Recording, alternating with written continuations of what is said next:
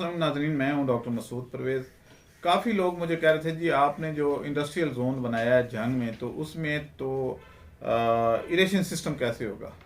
तो खुशखबरी, biofloc fish और श्रिम्प फार्मिंग ट्रेनिंग का ऐलान। मरी बायोफ्लॉक फ़िश फार्मिंग ट्रेनिंग का आगाज़ 12 और 13 नवंबर को होगा। कराची ट्रेनिंग का आगाज़ 21 और 22 नवंबर को होगा। रजिस्ट्रेशन के लिए अभी रब्ता करें 0300 400 9799 0300 8820 519। तो वहाँ पे हमारा 7.5 किलोवाट का एक सोलर सिस्टम लगा हुआ है, लेकिन बैटरीज नहीं है क्योंकि सोलर ट्यूबवेल बेसिकली था वो। तो उस पे लोगों को एतराज़ ये था कि भाई आप ये कैसे होगा। तो इसका बड़ा आसान सा तरीका है कि आप एक जो हमारा सोलर ट्यूबवेल है वो ज़मीन से कोई 6 फुट ऊंचाई पे ऊपर से फेंकता है। हम उसको मज़ीद 2 फुट ऊंचा कर लिया हमने। अब यह है कि वो 8 फुट की ऊंचाई से वो पानी फेंकता है, और फेंकता कहाँ है, एक हौज बनाया हुआ हमने, उस हौज में वो पानी स्टोर करता है। 1,10,000 लीटर की उसकी कैपेसिटी है। अब इस हौज से पानी पूरा दिन जो है इसमें जमा होता रहता है, और वहाँ से फिर रात को जब जैसे ही सोलर सिस्टम जो है काम करना छोड़ देता है रात को, तो हम उसको उसका वॉल खोल देते हैं। वो ऊंचाई से पानी पहले टैंक में, फिर पहले टैंक की ड्रेनेज से, क्योंकि बाकी पानी अपना लेवल बरकरार रखता है, तो वो दूसरे टैंक में खुद ब खुद ऊपर नीचे हो रहा है। तो वो दूसरे में, तीसरे में, चौथे में, तो इसी तरीके से 13 टैंकों से हो के तो वो पानी जो है वो आगे मूव कर रहा है खेतों में, यानी पानी ज़ाया नहीं हो रहा। अदरवाइज जो है वो पानी ज़ाया हो जाता है। अब ये क्योंकि शाम को बंद होता है तो पानी का टेम्परेचर जो ज़मीन से इकट्ठा हुआ वो 26 डिग्री पे हुआ। तो 26 डिग्री पे, क्योंकि ये 210 फुट गहराई में हमने बोर किया हुआ है, तो 210 फुट से तो पानी जो है वैसे भी 27 डिग्री पे आता है। 1 डिग्री चले डिक्रीज हो गया कि वो, तो एक तो सर्दियों में ये आपका मसला जो गर्म पानी का है वो बगैर किसी खर्चे के हल कर देता है। पानी का एक कतरा भी ज़ाया नहीं होता क्योंकि वो पानी आगे खेतों में, ये बेसिकली वहाँ पे 13 एकड़ जगह है। तो 13 एकड़ जगह जो है वो, और एक जो है एकड़ में आपकी तो अगर 1 इंच पानी खड़ा करना हो तो 1,10,000 लीटर की ही होती है। लेकिन हमने तो 1 इंच खड़ा नहीं करना, यानी चावल की जो फसल है उस पर कैलकुलेशन जो की जाती है, तो वो 1 एकड़ में अगर 1 इंच पानी खड़ा करना हो तो 1,10,000 लीटर की ज़रूरत होती है। अब ये है कि जब ये खेतों में जाएगा उधर, और हमारा उसमें क्योंकि 4 एकड़ 4.5 एकड़ का बाग है, तो उसको तो पानी की ज़रूरत वैसे ही कम है।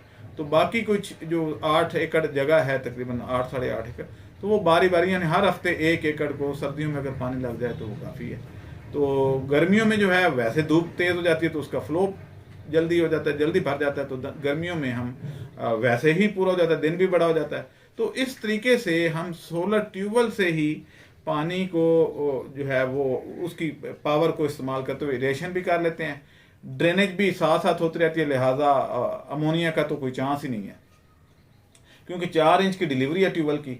तो वो 4 इंच की डिलीवरी से जब पानी आ रहा है इतनी स्पीड से, तो पानी आगे भी निकल रहा है, तो उसमें फिर वो अमोनिया का तो चांस नहीं। मैं आपको ज़रा ये बोर्ड पे समझाता हूँ, आप आ जाएं कि हम कैसे इसको करेंगे। आए मेरे साथ, आप देखें जी। तो नाजरीन, आज मैं आपको बताऊंगा कि हम बैटरी के बगैर सोलर सिस्टम से रात को कैसे इरेशन कर सकते हैं।